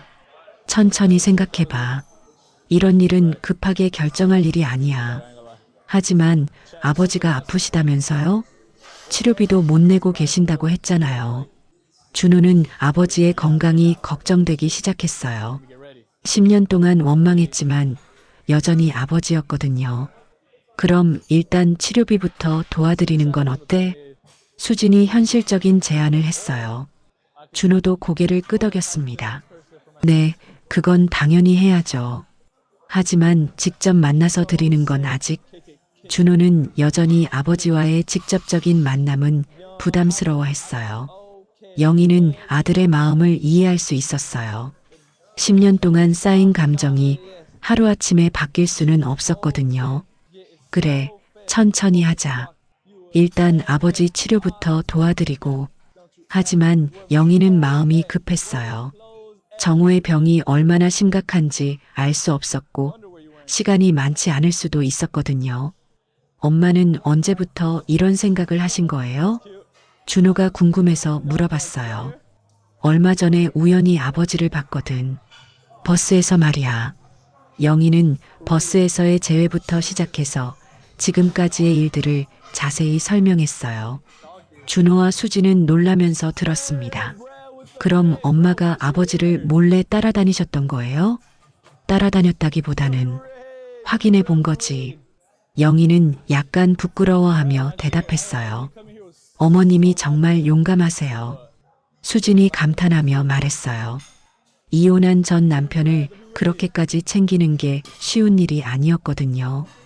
용감한 게 아니라 미안한 마음이었어. 10년 동안 오해하고 있었으니까. 영희의 말에 준호는 더욱 복잡한 마음이 들었어요. 어머니도 후회하고 있는데 자신은 어떻게 해야 할까요? 밤이 깊어갈수록 대화는 계속되었어요. 세 사람은 앞으로 어떻게 해야 할지 진지하게 논의했습니다. 결국 당장은 정호의 치료비를 지원하고 준호는 천천히 마음의 준비를 해서 아버지와 만날 시기를 정하기로 했어요. 하지만 여전히 해결해야 할 문제들이 많았습니다. 특히 박기철의 존재가 걸림돌이 될 것 같았거든요. 그로부터 며칠이 지나면서 영희는 정호의 과거에 대해 더 자세히 알고 싶어졌어요. 준호에게 진실을 말하긴 했지만 여전히 궁금한 점들이 많았거든요. 정확히 어떤 일이 있었던 건지, 박기철이 어떻게 정호를 몰아붙였던 건지 말이에요. 영희는 정호가 이사 갈 때 가져가지 못한 짐들이 창고에 있다는 걸 기억했어요. 당시 급하게 이사를 가느라 몇 개의 박스를 그대로 두고 갔었거든요. 오늘 오후 영희는 아파트 지하 창고로 내려갔습니다. 먼지가 쌓인 박스들 사이에서 정호의 것으로 보이는 박스 2개를 찾았어요. 첫 번째 박스에는 정호의 옛 사진들과 회사 관련 서류들이 들어 있었어요. 영희는 그 서류들을 하나씩 살펴보기 시작했습니다. 그런데 두 번째 박스 맨 아래에서 두꺼운 서류 봉투 하나를 발견했어요. 봉투 겉면에는 중요라고 정호의 손글씨로 적혀 있었습니다. 영희는 조심스럽게 봉투를 열어봤어요. 안에는 여러 가지 서류들이 들어 있었는데 그 중에서 차용증 하나가 눈에 띄었습니다. 차용증을 자세히 보니 박기철의 이름이 적혀 있었어요. 금액은 3천만 원이었고 정호가 박기철에게 돈을 빌려준 것으로 되어 있었습니다. 이게 뭐지? 영희는 이상했어요. 정호가 박기철에게 돈을 빌려줬다는 게 말이 안 됐거든요. 당시 박기철이 정호에게 빚보증을 서달라고 했다고 했는데 오히려 정호가 돈을 빌려준 거였나요? 영희는 다른 서류들도 살펴봤어요. 은행 계좌 내역서가 몇 장 있었는데 정호의 계좌에서 큰 돈이 빠져나간 기록들이 보였습니다. 특히 이혼하기 2달 전인 2013년 8월에 3천만 원이 한 번에 출금된 기록이 있었어요. 차용증 날짜와 정확히 일치했습니다. 정호가 정말로 박기철에게 3천만 원을 빌려준 거구나. 영희는 점점 상황이 이해되기 시작했어요. 박기철이 정호에게 돈을 빌렸는데 갚지 못하니까 오히려 정호를 도박꾼으로 몰아간 거였을 수도 있겠다는 생각이 들었거든요. 서류들을 더 뒤지다 보니 미완성된 편지 하나를 발견했어요. 정호의 손글씨로 쓰여진 편지였는데 영희 앞으로 된 것이었습니다. 영희는 떨리는 마음으로 그 편지를 읽기 시작했어요. 영희에게 이 편지를 쓰면서도 과연 너에게 줄 수 있을지 모르겠다. 하지만 언젠가는 진실을 알아줬으면 하는 마음에 적어본다. 박기철이 회사 돈을 빼돌린 걸 내가 알게 됐다. 처음에는 실수인 줄 알았는데 알고 보니 계획적으로 해온 일이었더라. 금액도 상당했다. 박기철은 내게 입막음용으로 빚보증을 서달라고 했고 그게 아니면 나를 도박꾼으로 만들어버리겠다고 협박했어. 나는 당연히 거절했지. 하지만 박기철의 협박은 거기서 끝나지 않았고 준호까지 건드리겠다고 했어. 아버지가 횡령 공범이라는 소문이 나면 어떻게 되겠어.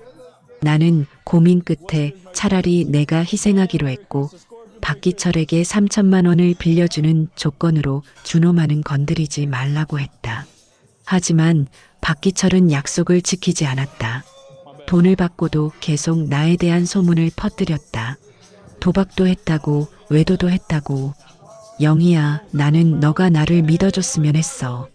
하지만 증거도 없고 말해봤자 믿어주지 않을 것 같았지.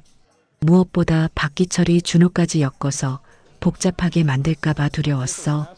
그래서 그냥 받아들이기로 했다. 너와 준호가 평온하게 살 수 있다면 내가 나쁜 사람이 되는 것쯤은. 편지는 거기서 끊어져 있었어요. 영희는 편지를 읽으면서 눈물이 났습니다. 정호가 얼마나 힘들었을지, 얼마나 억울했을지 짐작할 수 있었거든요. 영희는 다른 서류들도 더 자세히 살펴봤어요. 박기철과 관련된 메모들도 몇 개 있었는데 정호가 박기철의 횡령 증거를 수집하려고 했던 흔적들이 보였습니다. 하지만 결정적인 증거는 없었어요. 박기철이 워낙 교묘하게 했던 모양이었습니다. 그때 영희는 서류 봉투 맨 아래에서 작은 수첩 하나를 발견했어요. 정호가 쓰던 다이어리 같았습니다. 다이어리를 펼쳐보니 2013년 7월부터 9월까지의 기록이 있었어요. 정확히 이혼 직전 시기였습니다. 7월 15일 박기철이 또 찾아왔다. 이번에는 5천만 원을 요구했다. 말이 안 된다고 했더니 그럼 준호 학교에 내가 횡령범이라고 신고하겠다고 했다. 어떻게 해야 할까? 7월 20일 밤잠을 못 자겠다. 영희한테 말하고 싶지만 믿어줄까? 오히려 더 복잡해질 것 같다. 준호만이라도 보호해야 한다.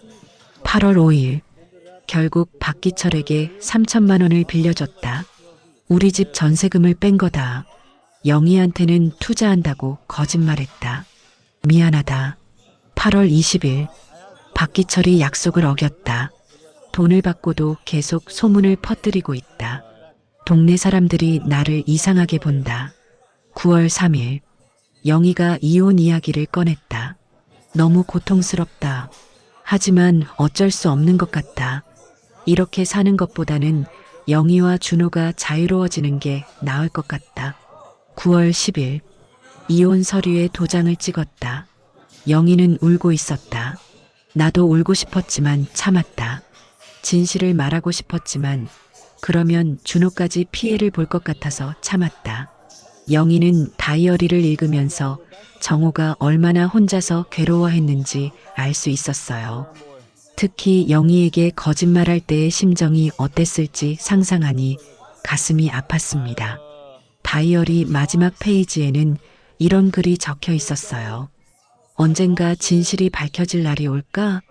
그날이 오면 영희와 준호가 나를 용서해 줄까? 아니, 용서는 바라지 않는다. 그냥 이해해주기만 하면 된다. 내가 얼마나 너희들을 사랑했는지만 알아줘도 충분하다. 영희는 더 이상 읽을 수가 없었어요. 눈물이 너무 많이 나서 글자가 보이지 않았거든요. 정호가 10년 동안 혼자서 이 모든 걸 감당해왔다는 게 너무 마음 아팠어요. 그리고 자신이 그런 정호를 믿어주지 못했다는 죄책감이 밀려왔습니다. 영희는 서류들을 다시 정리하면서 생각했어요. 이제 박기철에게 따져 물어야겠다는 마음이 들었습니다. 10년 동안 정호를 괴롭힌 것에 대한 대가를 치르게 해야겠다고 생각했어요. 하지만 동시에 조심해야겠다는 생각도 들었어요. 박기철이 아직도 위험한 인물일 수 있었거든요. 영희는 이 모든 증거들을 준호에게 보여줘야겠다고 생각했어요. 아들이 아버지에 대한 오해를 완전히 풀 수 있도록 말이에요. 그리고 무엇보다 정호에게 이 서류들이 있다는 걸 알려줘야겠다고 생각했습니다. 아마 정호는 이 증거들을 찾고 있을지도 모르거든요. 영희는 서류 봉투를 조심스럽게 들고 창고를 나왔어요. 10년 만에 찾은 진실의 조각이었지만 이제 모든 걸 바로잡을 수 있을 것 같았습니다. 집으로 올라가면서 영희는 앞으로의 계획을 세웠어요. 먼저 준호에게 이 증거들을 보여주고 그 다음에 정호와 다시 만나서 이야기를 나누기로 했습니다.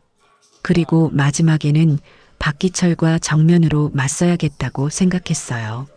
10년 동안 숨겨져 있던 진실을 세상에 알려야겠다고 결심했습니다. 신고 후 며칠이 지나면서 영희는 발견한 증거들을 가지고 준호를 다시 만났어요. 이번에는 수진 없이 준호와 단둘이 만나기로 했습니다. 엄마, 무슨 중요한 걸 발견했다고 하셨는데요? 준호는 어머니가 가져온 서류 봉투를 보며 궁금해했어요. 영희는 조심스럽게 봉투를 열어서 차용증부터 보여줬습니다. 이게 뭐예요? 아버지가 박기철에게 3천만 원을 빌려준 차용증이야. 준호는 차용증을 자세히 보더니 놀란 표정을 지었어요. 3천만 원이요? 그럼 아버지가 박기철에게 돈을 빌려준 거예요? 응, 그뿐만 아니라 이것도 봐. 영희는 정호가 쓰다 만 편지를 준호에게 건넸어요. 준호는 편지를 읽으면서 점점 표정이 어두워졌습니다. 아버지가 저를 보호하려고 그런 거였다고요? 준호의 목소리가 떨렸어요. 아버지가 자신 때문에 모든 걸 감수했다는 사실이 충격적이었거든요. 그래, 그리고 이 다이어리도 봐. 영희는 정호의 다이어리를 펼쳐서 핵심 부분들을 준호에게 보여줬어요. 준호는 아버지의 고백을 읽으면서 눈물을 흘렸습니다. 제가 정말 바보였네요. 아버지를 그렇게 원망했는데. 준호야, 너를 탓하는 게 아니야. 당시엔 우리 모두 모르고 있었잖아. 영희는 아들을 위로했지만 준호는 자책하고 있었어요. 그럼 이제 어떻게 해야 하죠? 이 증거들로 박기철을 고발할 수 있나요? 준호는 적극적으로 나서려는 모습을 보였어요. 아버지의 억울함을 풀어주고 싶었거든요. 일단 아버지와 상의해 봐야겠어. 혼자서 결정할 일이 아니니까. 영희는 신중하게 말했어요. 하지만 마음으로는 이미 박기철을 응징하고 싶었습니다.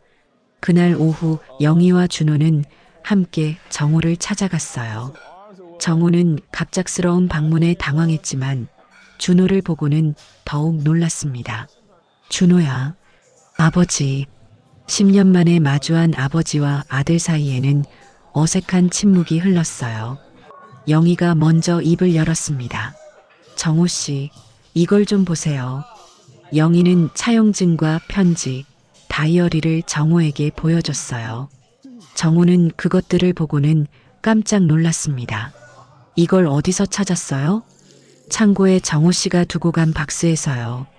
정호는 자신이 그렇게 찾던 증거들이 그곳에 있었다는 사실에 안도했어요. 아버지, 이게 다 사실이에요? 준호가 조심스럽게 물어봤어요. 정호는 고개를 끄덕였습니다. 미안하다, 준호야. 너한테 진실을 말하지 못해서. 아니에요, 아버지. 저야말로 아버지를 오해해서 죄송해요. 부자는 10년 만에 서로의 마음을 확인했어요. 영희는 그 모습을 보면서 뭉클했습니다. 그런데 이제 어떻게 하실 건가요? 박기철을 그냥 놔둘 수는 없잖아요. 준호는 분노에 차서 말했어요. 정호는 잠시 고민하더니 입을 열었습니다. 사실 며칠 전에 이미 신고했어요. 영희와 준호는 깜짝 놀랐어요. 신고했다고요? 네, 박기철의 횡령건으로 회사와 경찰에 신고했습니다. 정호는 영희와의 만남 이후 용기를 내서 신고했다고 설명했어요. 그럼 지금 수사가 진행되고 있는 거예요? 네, 며칠 전부터 조사가 시작됐어요. 하지만 박기철이 강하게 부인하고 있다고 들었습니다. 정호의 말에 영희는 예상했다는 표정을 지었어요. 박기철이 쉽게 포기할 성격이 아니었거든요. 부인한다고요? 네, 모든 혐의를 부정하면서 오히려 저를 모함범으로 몰아가려고 하고 있어요. 정호는 걱정스럽게 말했어요. 하지만 준호는 분개했습니다. 말도 안 돼요. 증거가 이렇게 많은데.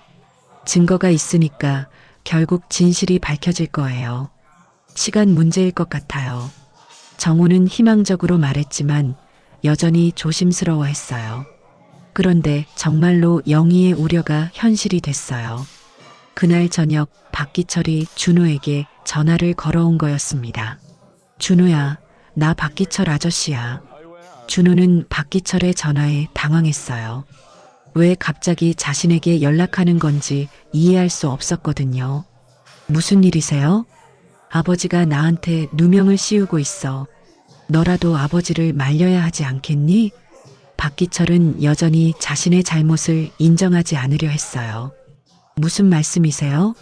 아버지가 증거를 가지고 있는데요. 그 증거들은 다 조작된 거야. 너의 아버지가 빚에 시달리다가 만들어낸 거라고. 박기철은 끝까지 거짓말을 했어요. 준호는 화가 났습니다. 그만하세요. 저는 이제 진실을 다 알고 있어요. 준호야, 너가 결혼 준비하고 있다는 거 알고 있어. 이런 일로 신부 측에서 좋지 않게 볼 텐데. 너의 인생이 망가져도 괜찮겠니? 박기철은 준호를 협박하려고 했어요.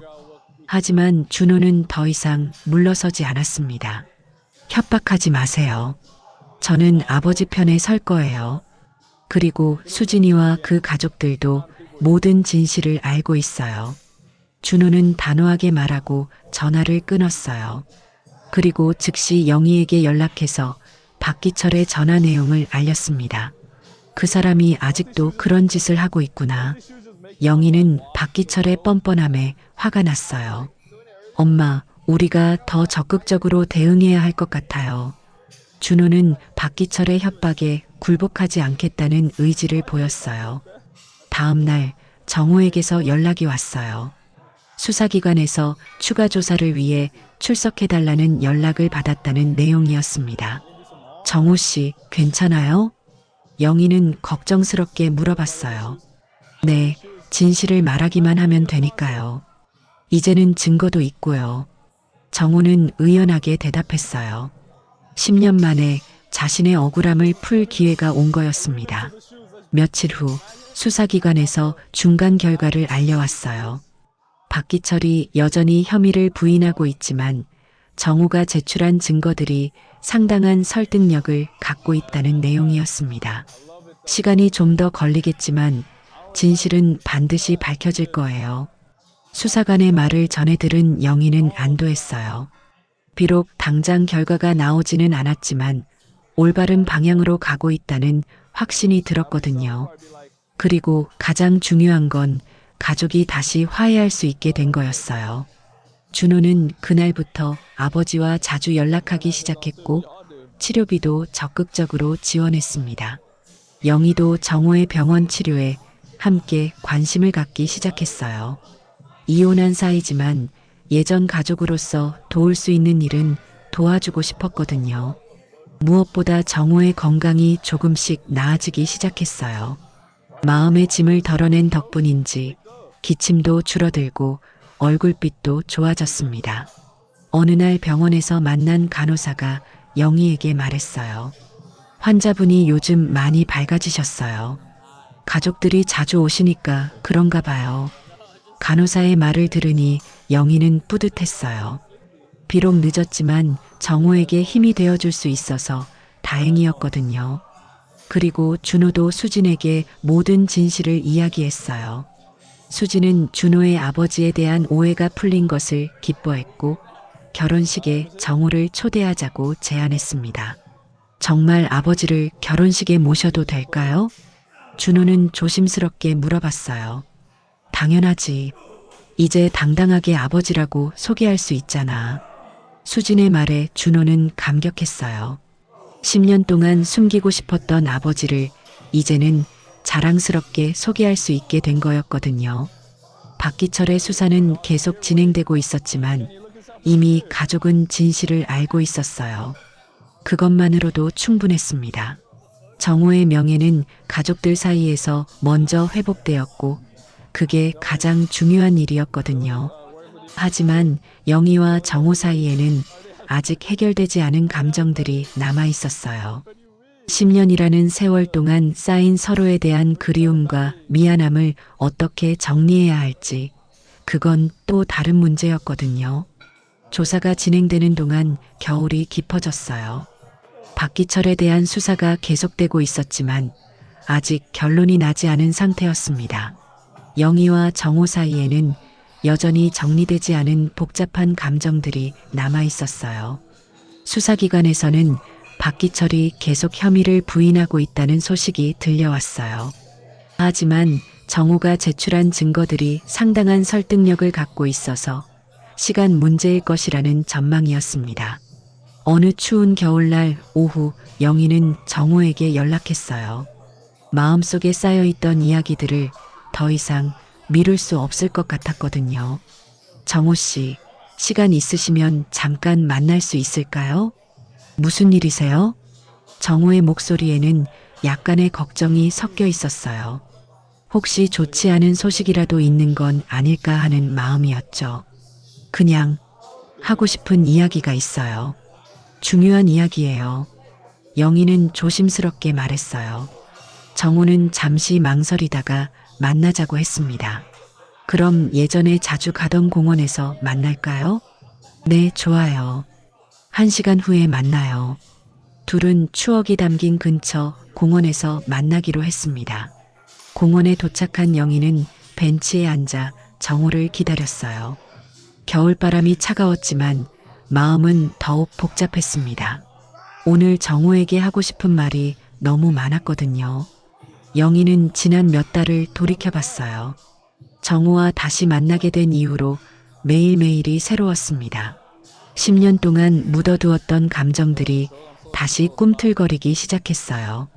처음에는 단순히 미안한 마음이었어요. 정호를 오해했다는 죄책감 말이에요. 하지만 시간이 지나면서 그게 전부가 아니라는 걸 깨달았습니다. 정호가 나타났을 때 영희는 그의 모습이 많이 좋아진 것을 확인할 수 있었어요. 치료비 걱정이 없어지고 마음의 짐을 덜어낸 덕분인지 얼굴에 생기가 돌아왔거든요. 몸이 많이 좋아진 것 같네요. 영희가 먼저 말을 꺼냈어요. 정호는 고개를 끄덕이며 벤치에 앉았습니다. 준호가 치료비를 지원해줘서 제대로 치료받을 수 있게 됐어요. 정말 고마워요. 정호는 아들 이야기를 할 때면 항상 목소리가 따뜻해졌어요. 당연한 일이죠. 아들이 아버지를 돕는 게. 영희는 자연스럽게 대답했지만 마음속으로는 자신도 그 치료비에 보탬이 되었다는 사실을 말하고 싶었어요. 준호 몰래 일부를 지원했거든요.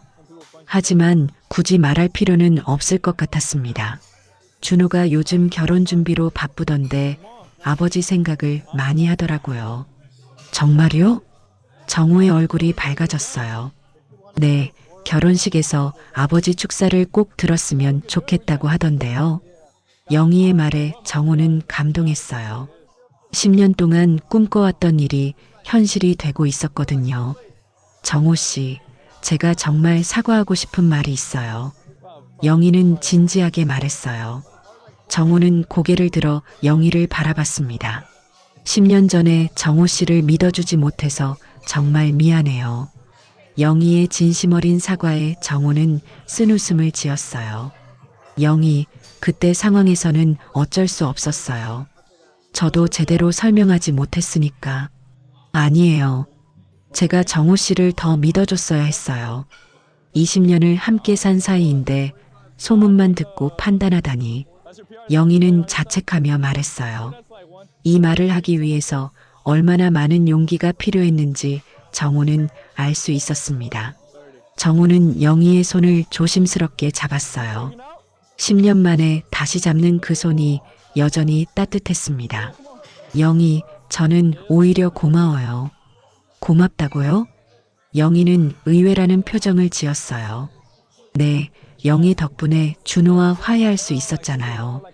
영희가 진실을 찾아내지 않았다면 저는 평생 아들과 멀어져 살았을 거예요. 정호의 말에 영희는 마음이 따뜻해졌어요. 하지만 동시에 또 다른 감정도 올라왔습니다. 정호 씨는 저를 원망하지 않아요? 원망이요? 10년 동안 혼자 힘들게 사시게 만든 거잖아요. 저 때문에 가족과도 떨어져 지내고.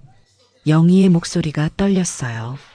이 질문을 하는 게 얼마나 두려웠는지 모릅니다. 정호는 잠시 생각에 잠겼어요. 영희의 솔직한 질문에 자신도 솔직하게 대답하고 싶었거든요. 영희, 그건 제 선택이었어요. 영희 탓이 아니에요. 하지만 정말이에요. 저는 영희와 준호가 평안하게 사는 게 더 중요했거든요. 그게 저의 역할이라고 생각했어요. 정호의 말에 영희는 눈물이 났어요. 그제서야 정호가 얼마나 자신들을 사랑했는지 알 수 있었거든요.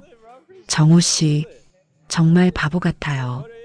왜 혼자서만 그렇게 감당하려고 했어요? 영희, 제가 오히려 미안해요.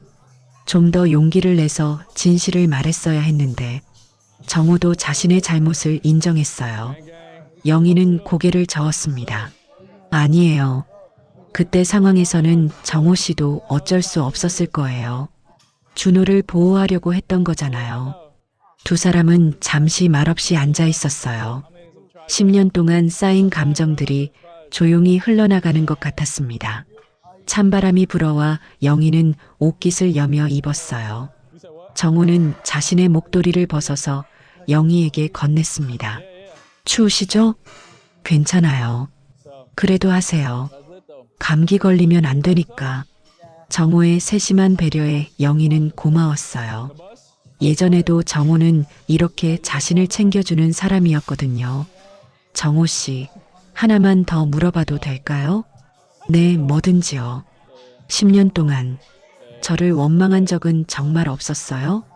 영희는 정말 궁금했어요. 정호는 잠시 생각하더니 솔직하게 대답했습니다. 처음에는 조금 서운했어요. 저를 믿어주지 않는다는 게. 정호의 솔직한 고백에 영희는 더욱 미안해졌어요. 하지만 시간이 지나면서 이해하게 됐어요. 영희 입장에서는 그럴 수밖에 없었다는 걸. 정호 씨, 그리고 무엇보다 영희와 준호가 저 때문에 고생하지 않는다는 게 다행이었어요. 그게 제일 중요한 거였거든요. 정호는 여전히 가족을 먼저 생각하고 있었어요.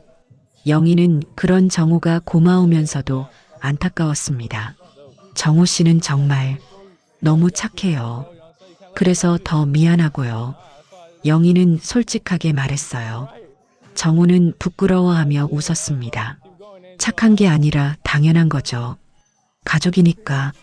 정호가 가족이라는 말을 했을 때 영희는 가슴이 뛰었어요. 비록 이혼했지만 정호는 여전히 그들을 가족으로 생각하고 있었거든요. 정호 씨, 솔직히 말하면 저도 10년 동안 정호 씨를 잊지 못했어요. 영희는 용기를 내서 자신의 마음을 고백했어요. 정호는 놀란 표정을 지었습니다. 정말요? 네, 계속 마음 한구석에 남아 있었어요. 그래서 버스에서 정호 씨를 봤을 때도 그렇게 마음이 흔들렸나 봐요. 영희의 고백에 정호는 믿을 수 없다는 표정을 지었어요. 저는 영희가 저를 완전히 잊었을 거라고 생각했는데 그럴 수가 있겠어요? 20년을 함께 산 사이인데. 영희는 쓸쓸하게 웃으며 말했어요. 영희야. 정호는 처음으로 영희를 다정하게 불렀어요. 그 호칭을 들으니 영희는 마음이 따뜻해졌습니다. 저도 솔직히 말하면 아직도 사랑해요. 정호의 고백에 영희는 가슴이 뛰었어요. 예상은 했지만 직접 들으니 다른 느낌이었거든요. 정호 씨, 미안해요. 이런 말하면 안 되는데. 하지만 숨길 수가 없어서. 정호는 당황하며 변명했지만 영희는 오히려 고백을 들어서 기뻤어요. 저도 마찬가지예요. 영희도 용기를 내서 자신의 마음을 고백했어요. 정호는 믿을 수 없다는 표정을 지었습니다. 정말요? 정말로? 네, 10년 동안 정호 씨를 잊으려고 했지만 쉽지 않았어요. 아니, 잊고 싶지 않았어요. 영희의 고백에 정호는 감격했어요. 두 사람은 서로를 바라보며 10년 동안 숨겨왔던 감정을 확인했습니다. 그때 정호가 주머니에서 뭔가를 꺼냈어요. 구겨진 버스표였습니다. 이게 뭐예요? 영희를 처음 다시 본 날의 버스표예요. 정호는 부끄러워하며 설명했어요. 그날부터 계속 가지고 다녔어요. 혹시 영희와 다시 이야기할 날이 올까 해서. 영희는 정호가 그 버스표를 소중히 간직하고 있었다는 사실에 놀랐어요. 정말 바보 같죠? 이혼한 사이인데 이런 걸 간직하고 있다니. 정호는 자조적으로 웃었지만 영희는 그렇게 생각하지 않았어요. 바보 같은 게 아니에요. 오히려 감동적이에요. 영희는 솔직하게 말했어요. 정호도 자신의 마음을 더 이상 숨기지 않았습니다. 저는 이 버스표를 볼 때마다 그날을 떠올려요. 영희가 얼마나 놀랐는지, 저는 얼마나 기뻤는지. 기뻤다고요? 네, 물론 당황스럽기도 했지만 마음 한구석에서는 정말 기뻤어요. 다시 볼 수 있어서. 정호의 고백에 영희는 눈물이 났어요. 그때 정호도 자신과 같은 마음이었다는 걸 알게 되어서였습니다. 하지만 영희는 아직 조심스러웠어요. 10년이라는 세월이 하루아침에 사라질 수는 없었거든요. 정호 씨, 저도 마음은 똑같아요. 하지만 아직 좀 복잡해요. 영희는 솔직하게 자신의 마음을 털어놓았어요. 당연하죠. 10년이라는 세월이 있었으니까. 정호도 영희의 마음을 이해했어요. 너무 급하게 생각하지 말아요. 시간을 두고 천천히 생각해봐요. 네, 그럴게요. 하지만 분명한 건 이제 우리는 혼자가 아니라는 거예요. 영희는 확신에 차서 말했어요. 네, 이제 서로 의지할 수 있는 사람이 있으니까요. 정우도 동감했어요. 그리고 무엇보다 서로의 진심을 확인했잖아요. 그것만으로도 큰 의미가 있어요. 영희는 정우의 손을 꽉 잡으며 말했어요. 두 사람은 서로의 마음을 확인했지만 아직 조심스러웠어요. 10년이라는 세월을 하루아침에 뛰어넘기는 어려웠거든요. 시간이 해결해 줄 거야. 서두르지 말자. 영희는 마음속으로 다짐했어요. 정호도 같은 생각이었습니다. 진실한 마음을 확인한 것만으로도 충분해요. 나머지는 천천히 생각해봐요. 정호는 영희를 안심시키며 말했어요. 해가 지기 시작했지만 두 사람의 마음은 따뜻했어요. 겨울의 끝자락에서 새로운 봄을 준비하는 것 같았거든요. 정호 씨, 준호 결혼식 때 정말 오실 거죠? 당연하죠. 아들의 결혼식인데 그때는 당당하게 아버지로 서 계실 수 있을 거예요. 영희의 말에 정호는 눈물이 났어요. 10년 동안 꿈꿔왔던 일이 현실이 되는 것 같았거든요. 정말 꿈 같아요. 아들 앞에서 당당한 아버지가 될 수 있다는 게 꿈이 아니에요. 이제 모든 게 제자리를 찾아가고 있어요. 영희는 확신에 찬 목소리로 말했어요.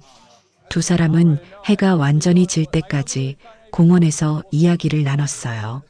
10년 동안 하지 못했던 많은 이야기들을 털어놓으며 서로를 다시 이해해갔습니다.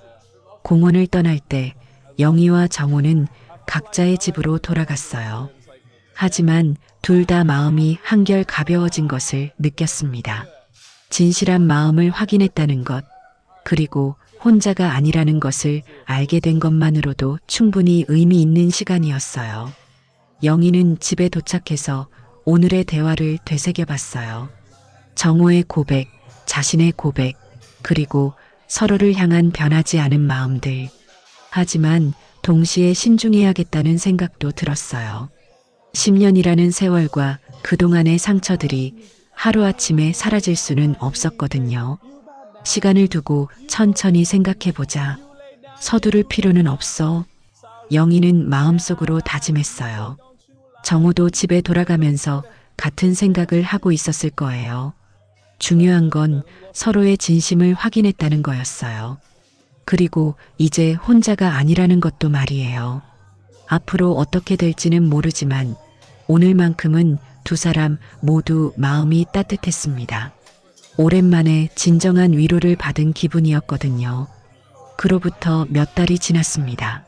겨울이 지나고 봄이 오면서 모든 것이 새롭게 시작되는 것 같았어요. 정호의 건강도 많이 좋아졌고 준호의 결혼 준비도 막바지에 접어들었습니다. 박기철에 대한 수사도 결론이 났어요. 결국 횡령과 무고 혐의로 기소되었고 회사에서도 해고당했습니다.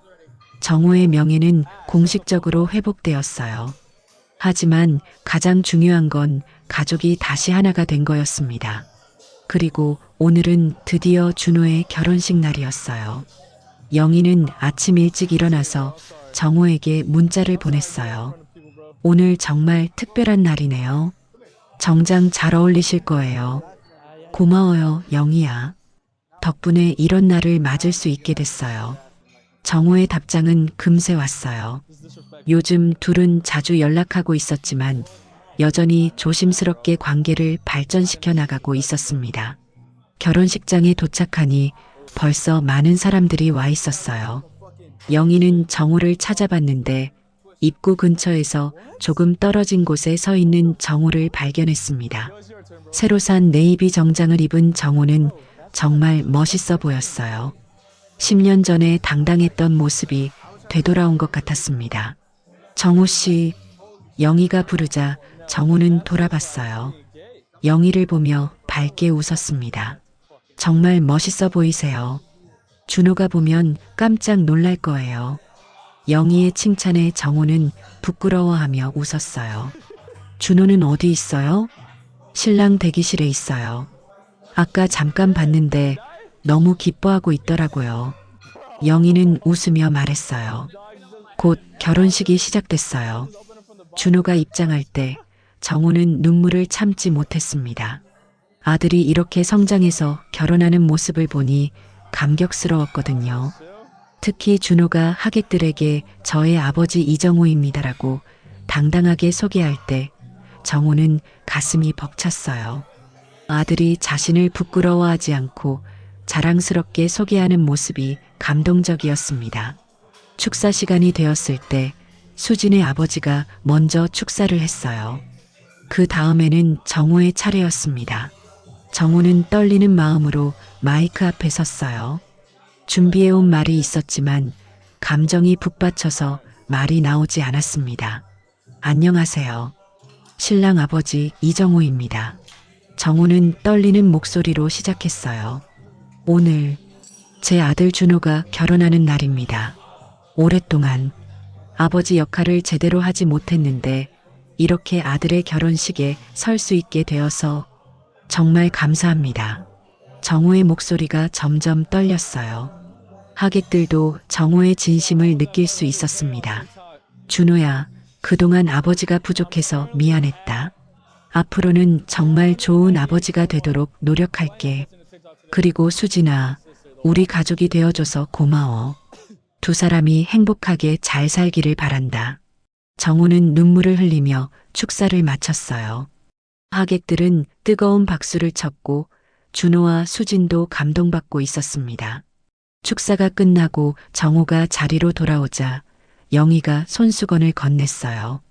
정말 좋은 축사였어요. 진심이 전해졌어요. 결혼식이 끝나고 피로연이 시작됐어요. 정호는 수진의 부모님과 인사를 나눴습니다. 안녕하세요. 준호 아버지입니다. 아, 반갑습니다. 축사 정말 감동적이었어요. 수진의 어머니는 정호를 반갑게 맞아줬어요. 준호 정말 착한 아이로 키우셨어요. 저희 딸 잘 부탁드립니다. 수진의 아버지도 정중하게 인사했어요. 아니에요. 저야말로 좋은 며느리를 얻게 되어서 감사합니다. 정호는 겸손하게 대답했어요. 양가 부모님은 서로 좋은 인상을 받았습니다. 피로연 중간에 준호가 정호에게 와서 말했어요. 아버지, 오늘 정말 고마워요. 완벽한 결혼식이 된 것 같아요. 뭘, 당연한 일이지. 아니에요. 아버지가 계셔서 정말 든든했어요. 부자는 서로 포옹했어요. 영희는 그 모습을 보면서 눈물이 났습니다. 피로연이 끝나고 사람들이 하나둘 떠날 때 영희와 정호는 마지막까지 남아 있었어요.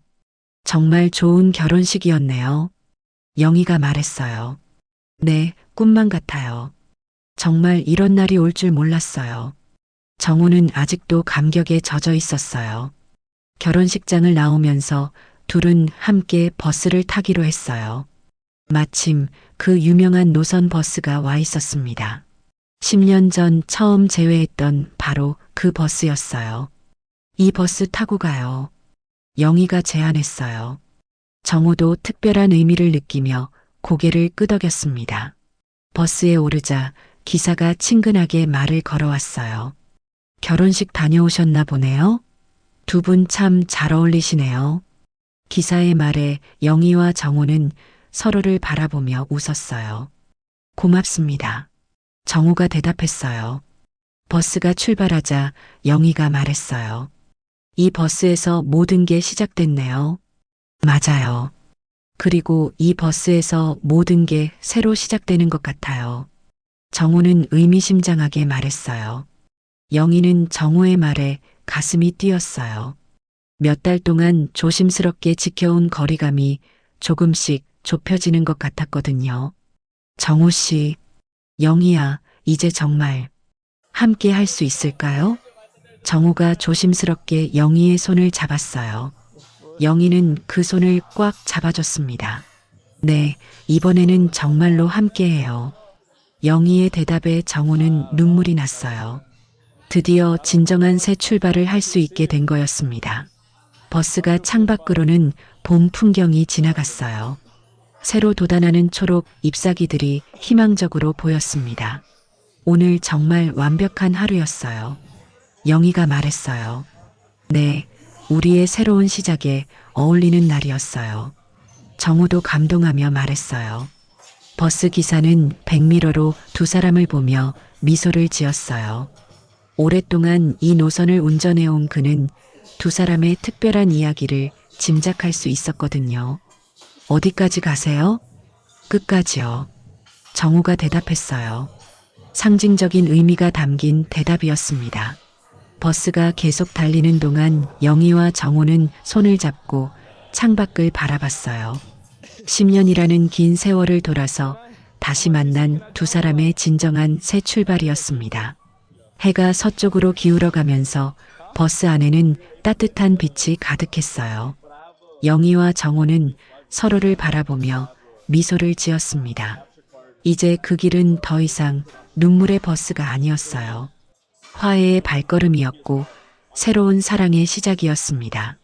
앞으로 어떤 일들이 기다리고 있을지는 알 수 없었지만 이제 두 사람은 함께 할 수 있었어요. 그것만으로도 충분히 행복했습니다. 봄바람이 버스 창을 스치며 지나갔어요. 마치 새로운 출발을 축복해주는 것 같았습니다. 영희와 정호의 사랑 이야기는 이렇게 새로운 장을 열어가고 있었어요. 늦었지만 진실한 사랑, 힘들었지만 더욱 소중한 인연이 다시 꽃피우고 있었습니다. 10년이라는 긴 세월 동안 오해와 아픔 속에서도 서로를 향한 진실한 마음을 잃지 않았던 두 사람이 마침내 새로운 시작을 할 수 있게 되었네요. 때로는 늦었다고 생각되는 일들도 결국에는 가장 좋은 때에 이루어지는 것 같습니다. 진실은 언젠가 반드시 밝혀지고 진정한 사랑은 시간이 흘러도 변하지 않는다는 것을 이 이야기를 통해 느끼셨기를 바랍니다.